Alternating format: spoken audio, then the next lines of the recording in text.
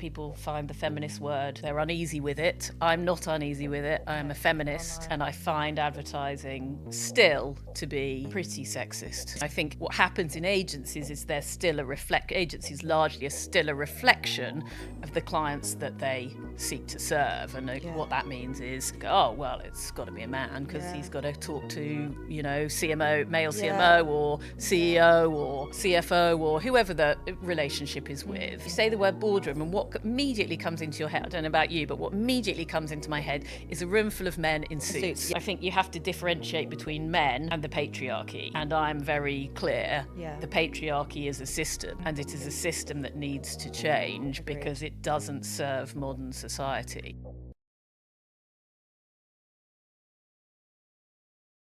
Hello. Hello. Welcome, Sophie, to Untalented. Thank you very much for having me. You're so welcome. So what we usually do is a little this or that exercise, just to, break the ice a bit. It's funny, I actually asked ChatGPT, because we usually do some very basic pop culture ones. I thought it would be fun if we did an advertising specific this or that. Asked ChatGPT and they were so dry. They were like mobile first campaigns or desktop campaigns. I was like, no, let's just stick with pop culture. Let's do that, yeah. Okay, so pizza or pasta? See, I think that's Pasta. no-brainer. I think that's really hard. It's to hard. be honest. Yeah. Also, both of which you have when you're feeling a certain way. So you can't. I don't know. Yeah, it's probably pizza. Really, I don't know. Nice morning or evening? Morning. This one's a bit random. Paris or Nicole? Paris. Instagram or TikTok? Oof. I mean, I use Insta more, but I get lost in TikTok regularly, so hard to say. Me too. Yeah. The algorithm knows. Yeah. Film or TV? Film. Introvert or extrovert? I'll say introvert. People will laugh at that. Really? Cats or dogs? Cats. Really? Interesting. It's funny when you think someone's a dog person, but then you get it wrong. Nature or city? Nature. 80s or 90s music? 80s. Crunchy or smooth peanut butter? Oh, crunchy. Apparently that's a real crowd breaker, that one. Smooth. Oh, can't stand it. Yeah. Nike or Adidas? Nike. Which is funny. I'm wearing Adidas today, but yeah, normally I'd have said Adidas. Yeah. Well, yeah, tricky. It depends if you're thinking about the brand or what you are personally more drawn to, I guess. Flats or heels? A flat. I kind of knew that. Nights in or nights out? In. The Office or Friends? The Office. Yeah, got to be. Cool. That was that. Just a nice little exercise. Yeah. What we usually do is we like to ask our guests who the first person is that made them feel talented in every single episode. And I feel we've spoken about this before, and it's kind of went around an interesting sort of loop. Gosh. I mean, I think I was thinking about this on the way here. I think that there were two people who were a team, a partnership, not a creative team, but a partnership, Jim Carroll and Gwyn Jones at BBH. And I was trying to work out why they thought I was talented. I can't really, it's where you think, why did they decide that I was good? And I've got no idea why, actually, because I didn't really work with them at the beginning of BBH. So this was years and years ago, in 1999, something like that. But they were, it's very hard to put my finger on why they thought I was any good. But they seemed to, so I sort of took that. Did they tell you? Did they tell me? I don't know that. I mean, definitely people at BBH told me. So there were people like Charlie Rudd, who was my boss at the time, who's now running the whole of Publicis, basically, who told me. And I was an account manager at the time, and so he did. And people gave me feedback and said nice things. and always said, "Oh, you wear your heart on your sleeve too much," which still continues to be the feedback I have today. I think that's like it's kind of a blessing and a curse. Yeah, it can be good, can be terrible. Yeah. But I don't know. I'm not sure Gwyn and Jim ever said, "Oh, you're good," but the way they behave towards me, just, I don't know. BBH is a place I think that you either sort of love or hate, and it just filled me with confidence, I guess. And maybe I didn't know that at the time. That's the other thing. When I look back, I don't know really that I knew how great a sort of situation that was. It's only really with the benefit of hindsight you realise that not all places are like that. But no, I guess I was given lots of encouragement in a sort of, I don't know, sort of discernible but not sort of totally expressed way, I guess. I don't know. Yeah, that's true. And I guess where it's a feeling recognised by somebody else is probably why it's quite a hard question to answer, because it's not something which you remember yourself. It's a bit of potential which someone else saw in you. Yeah, and I don't know. I think I always. I was thinking about this a bit as well. I think there were definitely places, and BBH was one of them, and maybe still, who sort of saw that I was perhaps a tiny bit ambivalent towards advertising. And I think some places are drawn to that, and some places aren't. Some places want you to be sort of all in, and advertising is everything, and nothing can be more important than advertising. And some places like the fact, and I gravitate towards people who have other things going on, or who say, you know, I'm doing this other thing, or I'm interested in this other thing. I often find it quite sort of challenging when people say, "Oh, I've loved advertising since I was a 4-year-old, and I saw ads, and I just desperately wanted to be in advertising," and I always think, "Oh, that's quite weird," and we don't really understand it, because I tend to think the best people in advertising actually have lots of other things going on. You know, their interests aren't advertising, their interests are culture and the world, and they bring those things to bear. So sorry, that was a rambling answer to that, who made me sort of feel talented. And Gwyn and Jim were the people who made me feel talented, and BBH made me feel talented. So I remember we were talking about it, and it was less about that one specific person and actually more so about an environment which has been cultivated to make people feel like they have potential, you know, and make people I mean, it was thrive. it was just so it was, you know, I think the thing for me probably that made me feel that way was that your opinion wasn't just asked for, it was demanded. So if you didn't have an opinion, then what were you doing there? You know, you weren't there. And I was an account person at the time, and in lots of agencies, you know, that role is a sort of client smoothing management. It's a very skillful role, but it wasn't one, actually, it turns out, that I was that interested in or really any good at. What I loved was strategy and the work. And those two things were the things that BBH seemed to want me to have an opinion on. Well, they wanted everyone to have an opinion on it. You know, it really was at that time, so the very end of 1999 onwards, beginning of the 2000s, it was all about it didn't seem to me at all to be about people's egos and individuals. It seemed to me about the collective desire to make great work. That seemed very obvious to me, which I just, I loved. As an account person, when did the penny drop that you were like, okay, I'm actually not very good at this, and I really want to do strategy? I mean, it should have dropped a lot sooner than it did. I will always say to people I'm a slow starter, so I'm always a sort of tortoise, probably, in the scheme of things. People always want to go faster, and I'm always the person saying, hang on a minute, just slow down. But there were specific moments. I can remember being on a shoot in Argentina with quite a difficult client, and at that point I thought, God, this is just terrible. What am I doing? What is this? But I knew there was something that I loved, but I just knew I hated all the things that account management really you need to be good at.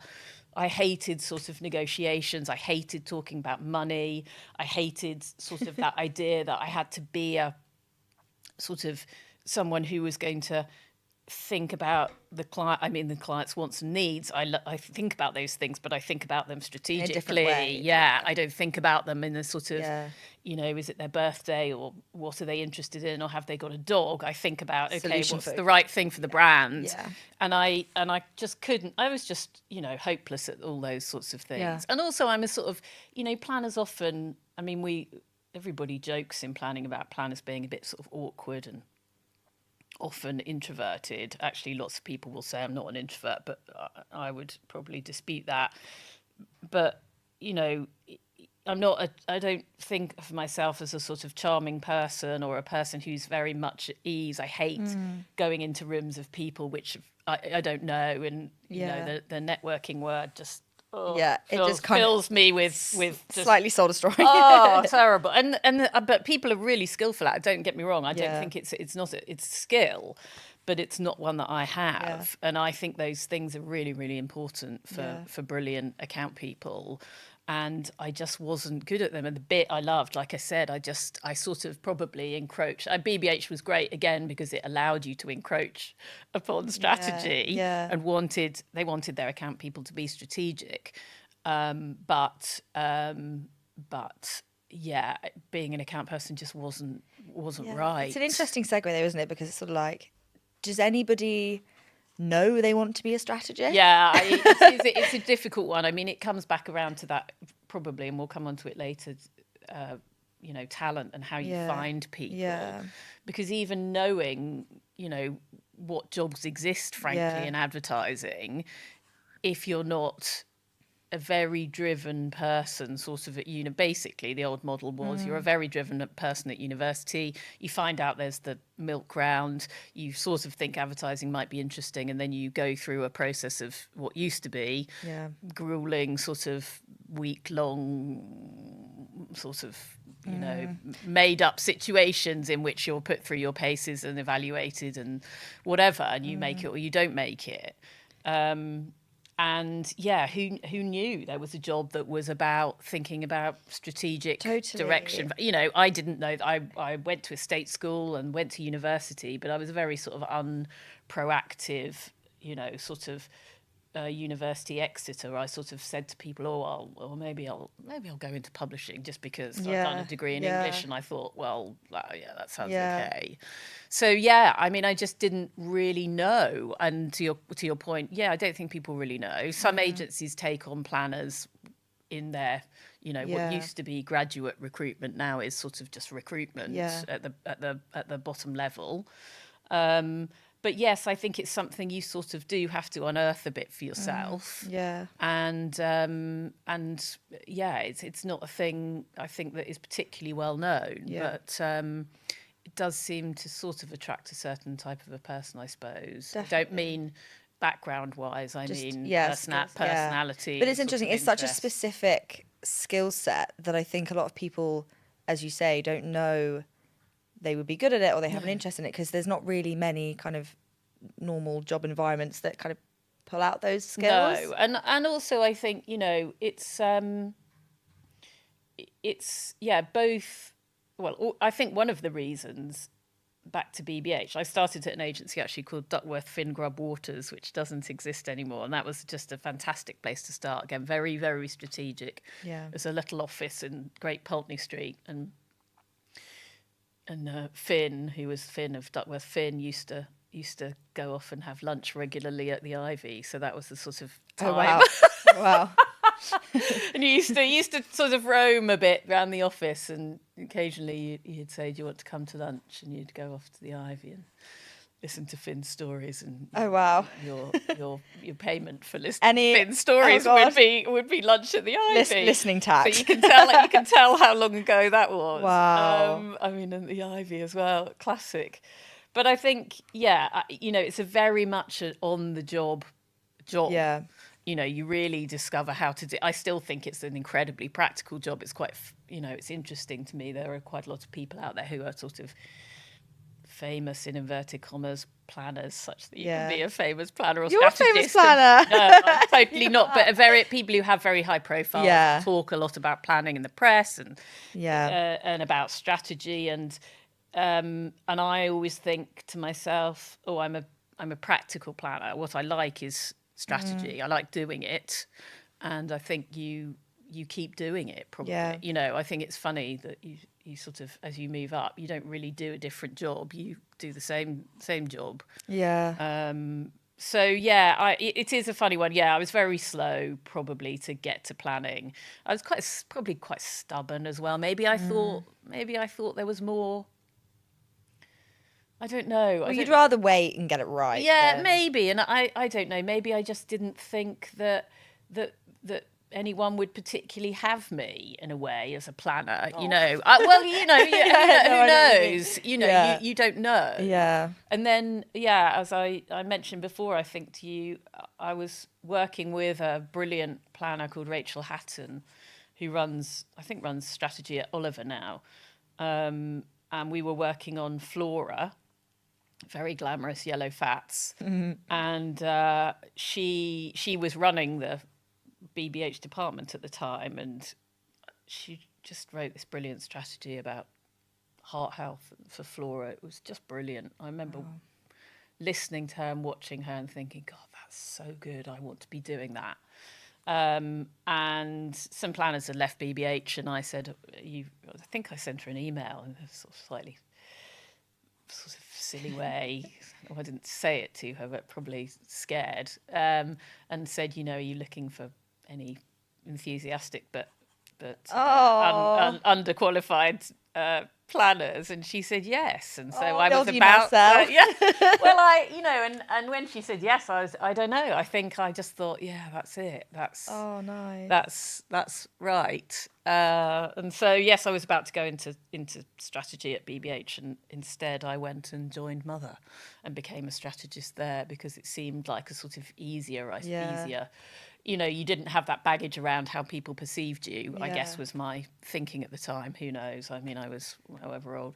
Can't remember. But I went off to Mother. Nice. Yeah. I was really keen to talk about when you were talking about Finn and the Ivy, because we'll go on to discuss some of your iconic campaigns you've been behind, particularly the Body Form, the Here Come the Girls, all of which are very much kind of through that of a kind of feminist lens. Yeah. But I imagine...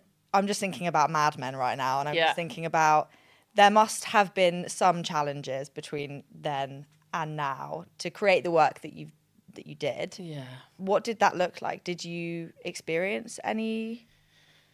I mean, I don't know. I think I'm very lucky in a way, in that I don't think I can identify any specific situations in which I felt threatened in the context of my working life by a man. And I say very lucky because I'm pretty much everyone I know. Yeah, it's crazy that makes you lucky, right? Yeah, yes. Number one, the fact that I consider myself lucky. And number two, the fact that everyone else I know has found themselves in that situation. I think probably... to the introvert extrovert point, I was perceived as quite a sort of loud person. I have a loud voice, and I think there was probably some fear, if I'm really honest, that loud voice would persist if people behaved inappropriately towards me. But undoubtedly, I have, and that's about a threat or a feeling of fear. I have undoubtedly been in many, many, many, many situations in which clients, agency people didn't talk directly to me, really, even though I was the person with whom they should be having the conversation, because I was the person who had, for example, presented a strategy, and they would talk to a man in the room. Wow. So, and that was quite relatively frequent and can still happen. I mean, not that long ago, I think that happened to me, and I thought, this is very bizarre, because I've just presented work to you and you're now looking across the table and having the conversations about the work. How did that make you feel? it's a crazy thing, but Yeah. it's also the reality of, I mean, I still am amazed. I'm amazed at the number of CEOs Just leadership. and leadership in Yeah. general who are male. I mean, I just find it incredible. Yeah. And I find it incredible in relation to the brands and the companies that I work with over and over again. Yeah. Not least because there's sort of this idea that they are only men, I think, can be serious business people Yeah. and can really understand the Yeah. business end of things. And I just find that just bonkers. And I find it bonkers because what we do in advertising, and for most of our clients, some of them have complex business models, that's true. Yeah. Not that women can't understand complex business models, you understand, but most of them have very simple business models, which is they make things and they sell things, Yeah. and they try to sell them for more than it costs to make them. And that, as far as I'm concerned, is pretty straightforward. Yeah. And most of them need understanding of the people that they are trying to sell them to in order to be able to make them sell more or sell better or whatever. Yeah. And so it just, I am I mean, some people find the feminist word,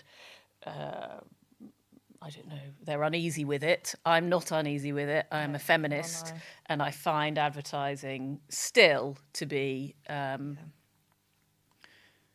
pretty sexist. Agreed. Largely, and pretty old-fashioned, if I'm really honest. And the business world it goes further than advertising. I think what happens in agencies is they're still agencies largely are still a reflection of the clients that they seek to serve, and what that means is, people sort of go, oh, well, it's got to be a man because he's got to talk to, CMO, male CMO or CEO or CFO or whoever the relationship is with. Which is why I think you have, and we can kind of go on to talk about this later in terms of the future of strategy and creative, but you have these small creative shops actually working with forward-thinking, purpose, progressive brands. Yeah.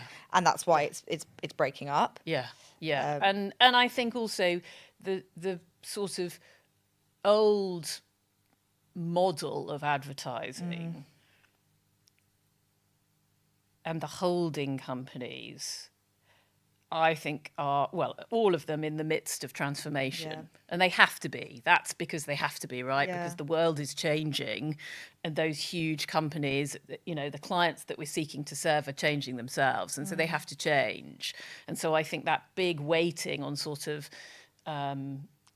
big, senior, very senior boardroom relationships, which, let's be honest, they happen all the time, right? The word boardroom just makes me crazy. I know, it's hideous. It's horrible. It's absolutely hideous. And immediately, it's really interesting, isn't it? Because you say the word boardroom, and what immediately comes into your head, I don't know about you, but what immediately comes into my head is a room full of men in suits. Yeah, 100%. And mainly all white. Absolutely. Yeah, sorry, that I should have said that. So I think the world is being forced to change, which I really do see as a good thing, but it's incredibly slow. I mean, I love the fact that the number of FTSE 100 female CEOs is like counted, by ones. It's like, now there are 4 instead of 3, or, oh no, one of them's gone, so now there are 3. It's crazy. And the thing about you're more likely to be called John and whatever than it's just, it seems to me in the modern world, it is ridiculous. And I think it's also caught up with, everything is caught up. All of this is, and people will sigh and roll their eyes at this, but I think you have to differentiate between men and the patriarchy. And I'm very clear, the patriarchy is a system, and it is a system that needs to change because it doesn't serve modern society. And that's just a fact. And it's caught up in the way we work and the hours we work and where we work and who does the work and how we're paid, and everything about it is it sort of structures our society. Totally. Pay is an interesting one, and again we can talk about this later on, but that whole... Sorry, I've just gone No, completely off. absolutely fine. All good.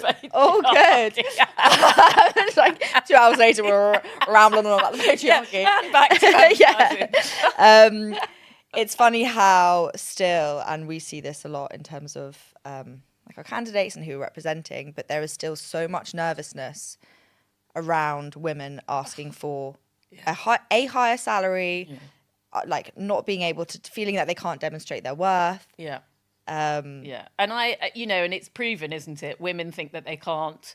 Women always think they can't, and men always think they can. Totally. And so that's always expressed. And I think that I've seen that reflected absolutely. I've done a couple of jobs where I clearly should have been doing a job, a role, and I should have been given a title, and it should have been given to me. Yeah. And there were all these conversations about, oh, well, you've got to do this and that before prove yourself, and you've got to, and not only have you got to prove yourself, but you've got to maneuver everyone around you so that they're happy with you taking that role. And it's just horse shit. It's absolute. Am I allowed to say? Yeah, it's go for it. Absolute horse shit. And it is because women are not confident, they're not sure of themselves. I think it's a lot to do with, I think it's stylistic as well, and I don't think it's about women have to lean in and be more. I hate all that as well. I hate that whole lean in thing, because for me it's systemic. It has to be about fundamentally changing the way we see work and the way we see success and the way we see growth coming and the way we see people behaving.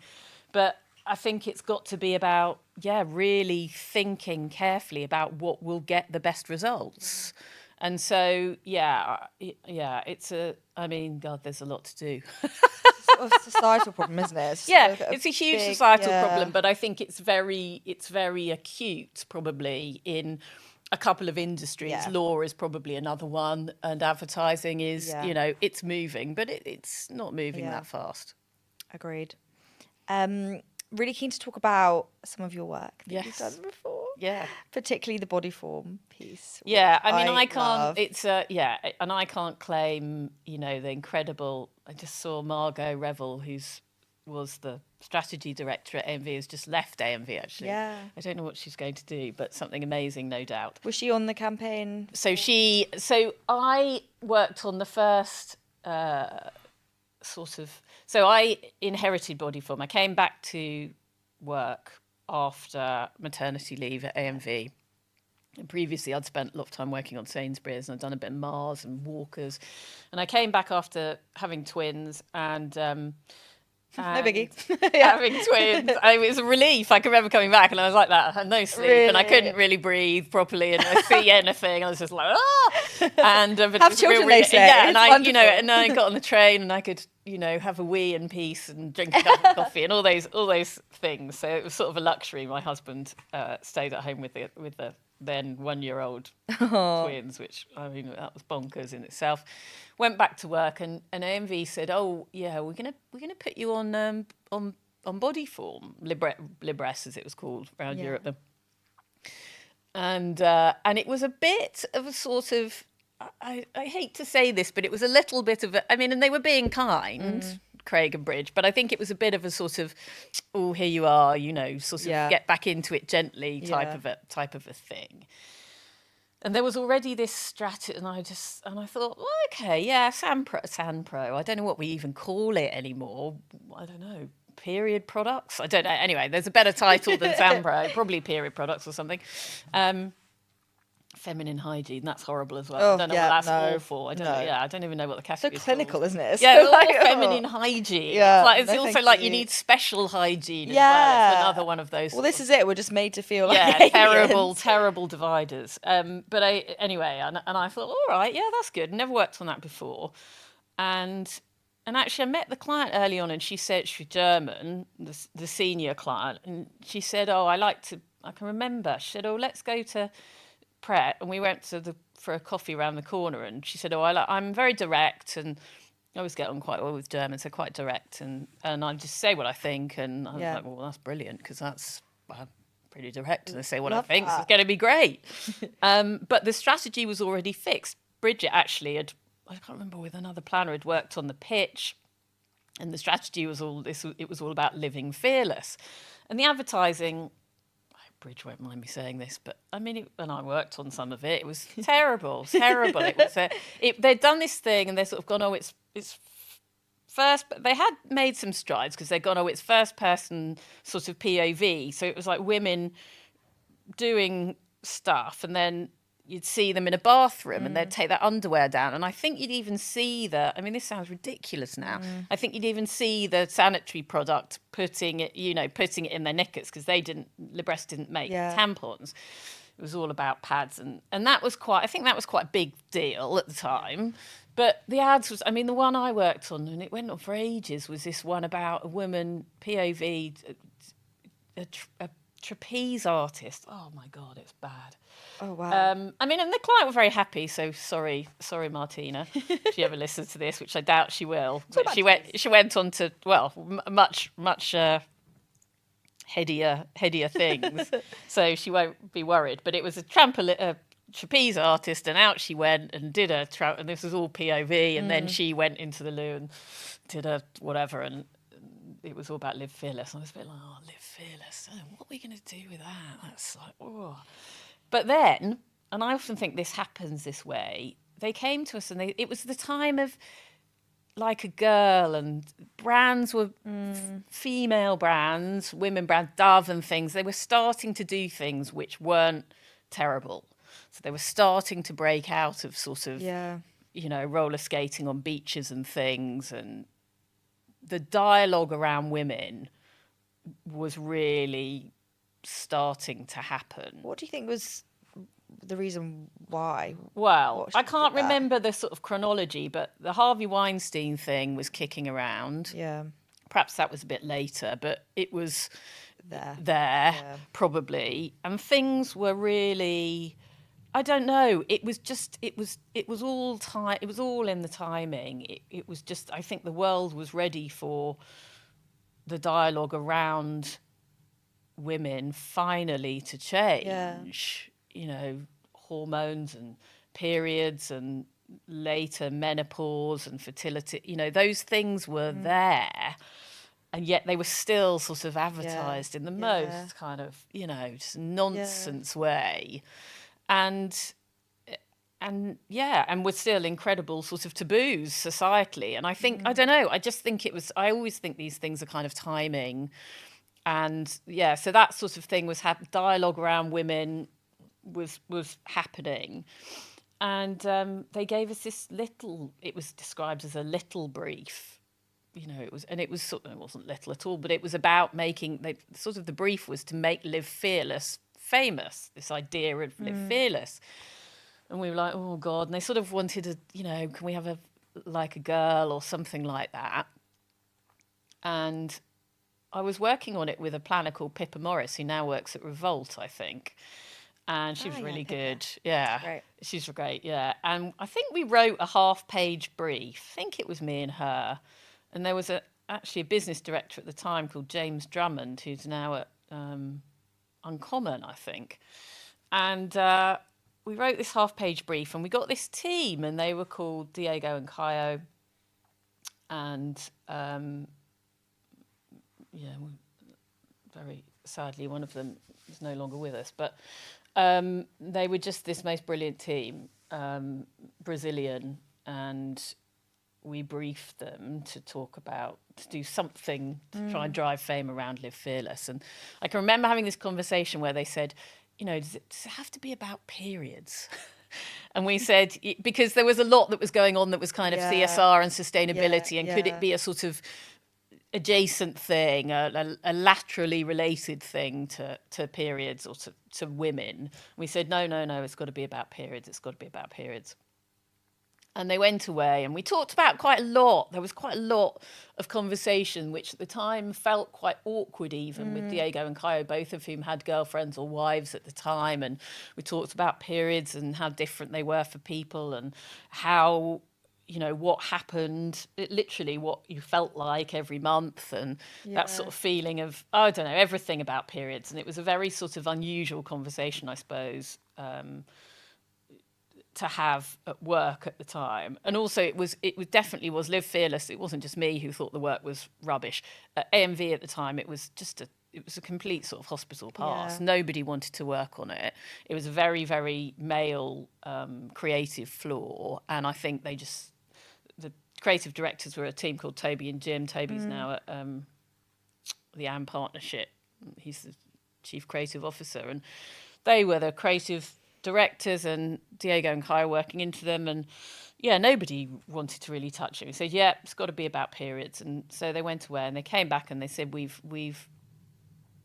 think there's something about women and periods and fitness, and we want to make a platform called Red Fit, which is all about how women continue to do exercise when they have their periods. Yeah. So somehow they had unearthed this idea that when you get your period, exercise and sort of sport kind of slightly fall out of the window. I'm just horizontal on the sofa. Yeah, because you want to, because we'd obviously talked about the fact Yeah. that, you're doing whatever you're doing and then it gets to your period or pre-period when you feel like, you want to, I don't know, Yeah. just rage at the world, and then you get your period and you want to Yeah. sit there and or eat chocolate, and then you want to sit there, lie there and sort of feel slightly sorry for yourself and get over the pain or whatever. And so they came up with this idea about this platform, and with it they had written this amazing film which was all about women doing incredible sporting things and ballet and running and all sorts of things. And there was going to be this final scene, and it was all about the fact that no blood would hold us back. So we could bleed every month and we would still carry on doing Invincible. extraordinary things. And it was absolutely, and I just thought, my God, this is brilliant. It's really refreshing that came from. Yeah, I mean, I can remember seeing it. I can remember seeing the idea, and I'm not sure we had that long before the client meeting. And I can remember the room we were in when we presented it, and we presented it as a platform. We were going to do it was going to be a app or a website in the days when everything was an app. I mean, it still is, but in those days it really was like oh God, was it got to be an app or because then you had to actually drive people to an app. But it was going to be an app about the what actually happens when you menstruate and the parts of the cycle. And we did we had a relationship with one of the universities. And again, research into periods at that point and the effect of them on, I don't know, women's performance, for example, was, just zip. There was nothing. It's interesting how there's such a lack of research around your hormones and how they change through your period, pre your period, and then what you're capable of doing, like in the gym, out the gym, like your energy levels. Yeah. Oh, it's incredible. No one knows about it. Yeah, and also, I can remember finding out that actually when you have your period, so when it arrives, you have less estrogen in your body and more testosterone. And so actually your ability to deliver from an aerobic point of view and a strength point of view is increased. And so all those phases, I can't remember what they're all called, but it was going to be a whole program of work and blah, blah, blah. But they made this anyway. Ultimately, it became, we did some work and we did some kind of diet stuff and sport stuff. It was one of those things that later actually Nike did a version of it, and which was miles better, and it was timely. It was the point at which everybody went, oh yeah, I want an app that helps me train and whatever. We were a bit slightly the platform itself, I would have said, was a bit before its time, but whatever. What happened was they made this incredible film, and the line on it was "No blood will hold us back," and the most exciting thing for me almost was that the end shot of this film was supposed to be a woman with menstrual blood running down her leg. And this would have been the first time that menstrual blood was, shown in any sort of context. I think the film was originally going to be shown in Sweden or somewhere, because the Swedes have quite a forward-facing attitude towards. So we worked globally with Essity, and anyway, the directors came on board. Brazilian directors called Jones and Tino, and they decide, weirdly, the client and the director, it very rarely happens that way, both decided that they didn't want to put in this final shot of the menstrual blood. And that's so it was, interesting. Yeah, and I just couldn't. I still feel sad about that. I still wish that it had happened. Anyway, I wonder if this were to happen now, whether Yeah. Oh, it would. No, I mean, they'd have to. Everything. Yeah, everything is different now. Yeah. And I guess what was most exciting about that film was that it paved the way. I think really Totally. for. I mean, did I leave? Must have left relatively shortly after that. I went to an agency called Iris, and I guess I don't know. It's one of the best. It's so good. And I guess Margot then came and took over and made the most, and has the most incredible, body of work. Yeah. I think, S&T Body Form have done, just incredible things. And it's obviously to do with, the AMV team and the client team as well. Who have just been extraordinary. So I'm very proud of that, because I guess I'd say it sort of was the very tiny start point of something that went on to become, sort of culture changing, I suppose. And within that, obviously, it sounded like there was a real creative, collaborative vibe with the creative team. Yeah, they were What brilliant. would you say is the recipe behind the best creative work? I mean, there are probably some creatives who'll really laugh at this or just be horrified by it, but who I've probably worked with before. But for me, it's always closeness. Yeah. I mean, I don't really think that any of the work that I've really been most proud of, has come from anything other than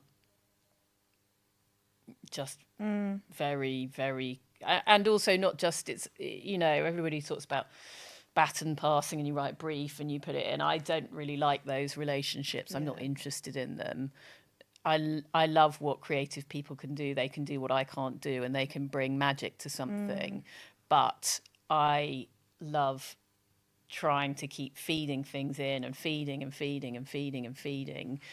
probably to the point where they'll tell me to shove it. But the closeness of relationships for me is the thing that has always brought about the best work. Yeah. And creatives who you can have, robust but constructive conversations with, who are open to listening to things that you might, I spend all my time going, oh, what about this? Have you seen this? What about that? Oh, I saw this thing, which can drive some people wild. But I love creative people, and I love talking to them, and I love listening to them, and I love hearing their embryonic ideas. I love it most when teams come along and they go, oh, I've had this thought, what about this? Or I've seen this thing, or that's what I find most exciting in general. And so, I think with all the things I'm most proud of, it's been with a team or a person with whom I've had that kind of relationship. And it's interesting because now we're seeing strategy and creative as a pair, as their own kind of creative team. Yeah, it's really interesting. Somebody moved recently. Droga didn't they? 5.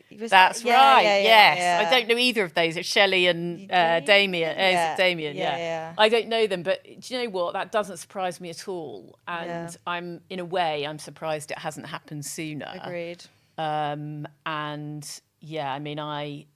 think to find that type of relationship and to know that way of working, I think when you work with creative people and you work with them a lot, you do have a shorthand. You have you know what they want from you, you know what they need from you, and you know the kind of things that they'll really respond well to. So, I think it's brilliant. I hope it sort of paves the way for more kind of, I don't know, pairings, I suppose, in a way, and to have that kind of closeness, because I think it's really, I just think it will, it's will super bring the best it's so work. valuable. Yeah. It's so valuable. I can't see a point at which it doesn't help make the work better, I suppose. So, I think it's great. Great, love that. Yeah. I wanted to talk a bit about kind of the impact that you hope to have on brands and kind of what that looks like. Yeah. And I was more particularly interested in being a mother of 2.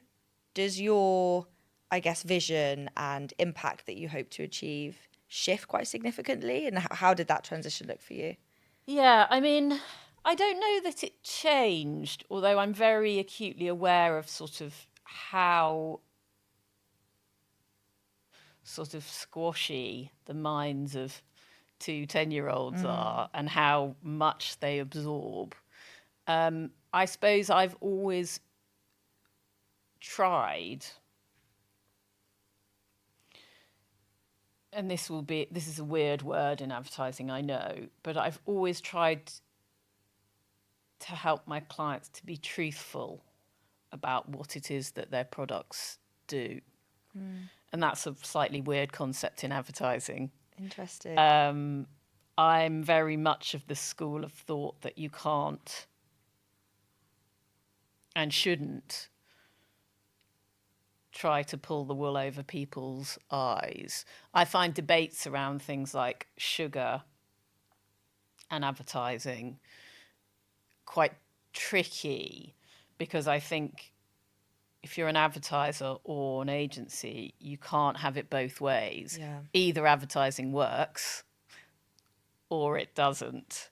Yeah. And if it does work, then, which I believe it does, then you have to accept the fact that restrictions on advertising in relation to sugar and products which cause obesity need to be put in place. Yeah. So I'm probably contrary to a lot of people, but I think you have to try to get to honesty. I would also say that, one of the things that troubles me most is what I see as, the sort of pervasive influence of social media. Yeah. And I see that in both my children. I have a boy and a girl, but I worry most about my daughter because, again, everything comes back to feminism, doesn't it? Sorry. I love it. But I see, I can see her do things and respond to things in a way that show me that she is seeing things that put forward a totally unrealistic view of women in the world. It's terrifying, and I'm not sure if I can say this, but I would be fucked if I was a teenager growing up now. I genuinely would be completely fucked. Yeah, I would. I would no doubt be unemployed, but apart from anything else. But I think it is. Yeah, it's a very, very, very tricky space to navigate. Yeah. And I suppose I think as I say, I try to think about, with brands as much as anything else, think about ways to sort of be truthful about what we're selling and what they do and don't do. Yeah. So I often gravitate towards strategies that are, maybe slightly flippant almost in relation to products, things like, I don't know, silly things like Tango or Oasis or whatever, where they're saying, we've got budgets and it's hot, have a drink. To me, at least, there is a degree of honesty going on in that, and we're not pretending that those things are going to transform you or turn you into something extraordinary. I also think there's probably a bigger I suppose, macro debate about the nature of growth and what growth looks like in the modern world. And that's, really hard to get into. But the fact that businesses have to grow year on year and make more and more and more money, I do think we're starting to see a pushback in that from a societal point of view, and what the concept of less rather than more will mean in society as a whole. Yeah. And I think that's a really big, it pertains to the environment, and it pertains to the way people live, and it pertains to basically everything. Yeah. But the way businesses run and the demands on them and the demands of shareholders, I think, is a thing that probably will have to undergo some rethinking. So I don't think that's really answered your question, but I think the idea of, I suppose I try to make sure that clients aren't trying to influence people in ways that are damaging to them. And that's a difficult thing, right? Brands? Because one can argue that all sorts of brands can cause damage in one way or another. Yeah. Are there any brands that you think are really paving the way and doing a lot of really meaningful work? I think brands that are about restraint, and sort of less. So I think that, it's really interesting to me that brands like Vinted are now, what an incredible brand. Yeah. I think that's fascinating. And the effect that will have, the knock-on effect on the world that will have, I think is really, really interesting. Yeah. And of course, there are the usuals who are really trying to sort of pull back. But I think it will be most interesting to look at the giants, the absolute, McDonald's, Coca-Colas of the world, and start to see the change in those, because they are huge challenges. And I don't know, in a way I see that as sort of exciting, difficult, really difficult, but really exciting. How can those brands positively impact culture? I know that's such a big question. Well, I think you've got to look at yourself in the round. I think in the end it's got to be about what you're selling to people at the highest level. And if that is the gradual switch from beef to, I'm sure people at McDonald's are going, oh, don't be so bloody ridiculous, we're never not going to sell hamburgers. But I think those things will have to happen ultimately. I think that change, same way all cars will become electric, same way I think fossil fuel companies will have to turn themselves into something else. I think that ultimately is about what you are offering into the world. And whilst that may sound unlikely at this point in time, I think, and probably won't happen in my lifetime, I think it's going to have to happen. Yeah. I really want to talk a bit about young strategists getting into the industry. But before we do that, I want to ask you what one piece of advice you would give your younger self? Young Sophie, she's in accounts. What piece of advice would you give her? I'd like it to be something really deep and meaningful, but it'd probably be about haircuts, some dodgy haircuts I've had along the way. No, I think, I don't know. I think it's a funny one. I probably went in, back to the BBH point, quite fearless in advertising. And I think I would probably say, really try to hold on to that more. Yeah. Because, I don't know. I think I always sort of tried to say I wasn't scared of anything in advertising. Certainly never be scared of what you sort of dumb down and say, oh, they're stupid questions. They're usually not stupid questions. They're not really. Yeah. But you sort of say that they are. Yeah. Again, that's a female thing. You have to kind of disclaim before you ask always it. The disclaimers and always the, I don't want to sound silly, but is it okay if I... can I just ask it this way? Because if I don't, you might get threatened. And classic. So, probably just go for it. Yeah. Nice. Don't waste as much time. I mean, so again, some people will laugh at this because they wouldn't think of me as a pussyfooting around, but I think probably less of that, even less. And what's one thing, I feel like I probably know the answers to this already, but what's one thing you would change about the industry?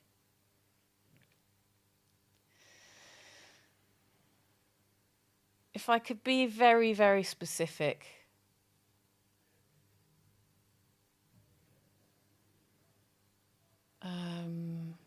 I think I would probably change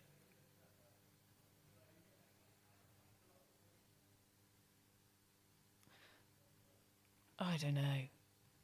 A lot. I'd actually, actually, I don't think I can be very specific because there's so much. But I think probably the boardrooms. Yeah. They got to go. Yeah. They got to go. They got to be called something else. They got to look different. Yeah. You got to form something in people's heads that just doesn't look like that. Private offices anyway. Who has their own office anymore? Private offices are an absolute nonsense. I just can't understand them in any way. No. So yes, let's get rid of all the private offices. Abolish the offices. Yeah, they can go. And what advice would you give to aspiring strategists looking to get into advertising? I think try and find people. I tend to think that the way to get in is to try and have a look at work that you think is great. Yeah. Find out who made it, and then find the people who really made it. Yeah. Like who was the planner, who was the strategist, and see if you can get to talk to them. I also think the resources like the APG and stuff like that are just. I mean, How Not to Plan is the best book to read by a country mile because it's so practical. But I think find people. I mean, in the end, I got into advertising in the beginning through people. I found people and I sort of carried on And I guess in hassling this them. world, would that be sort of communities online? Would that be... Yeah, I mean, there are all sorts of communities out there. There are loads of planning meetups, which I think are really, really good. But I think, try and find someone who you have some, you can find common ground. I love it when planners email me or strategists email me and say, oh, can we meet, or can we have a coffee, or can I pick your brains? I always try, I hope I do, and say yes.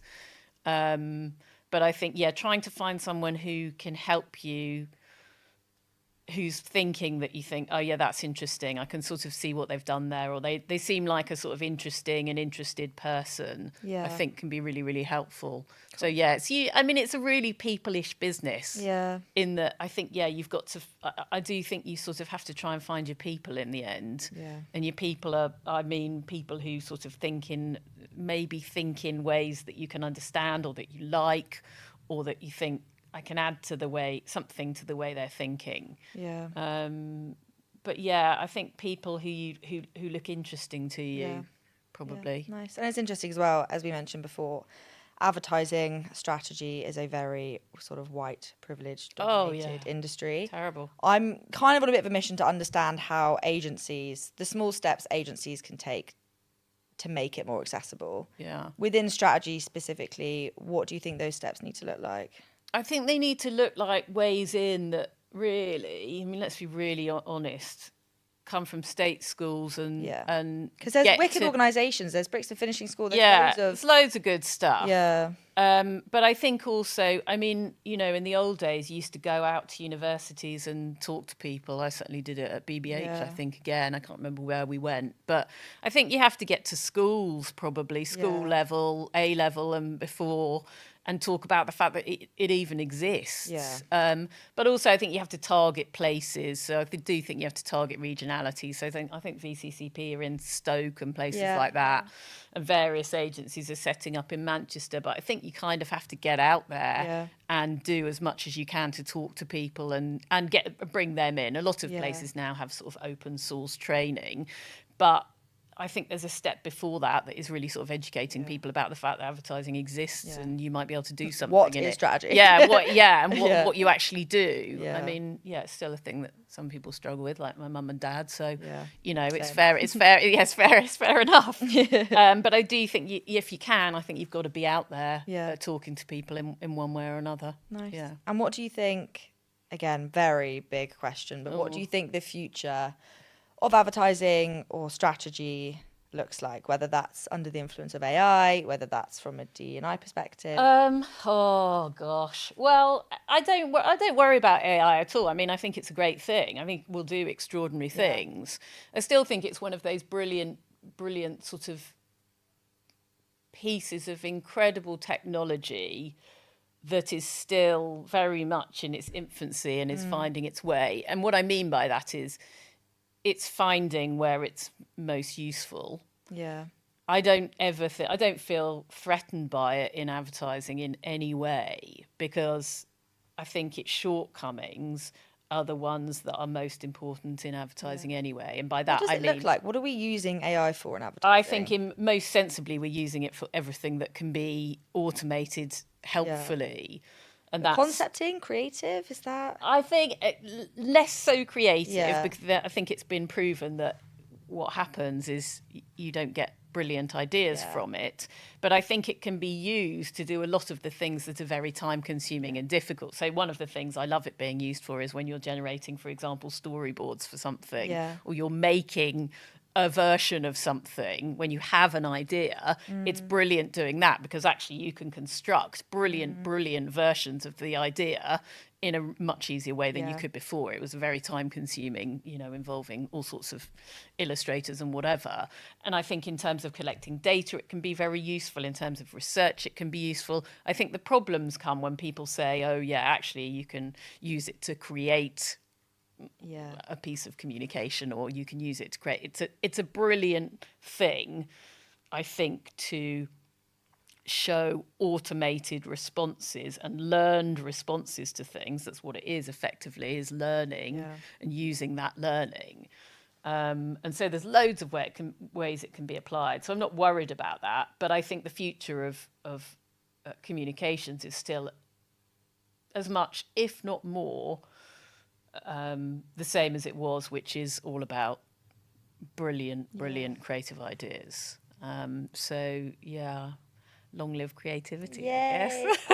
And on that note, we're running out of time, but Sophie, thank you so much for coming. Thank you for having me. I really enjoyed it. Sorry, that Great. was probably No, a right, love it. old, I could right yap, old ramble. yap for another 3 hours, to be honest. Thank you. Thank you.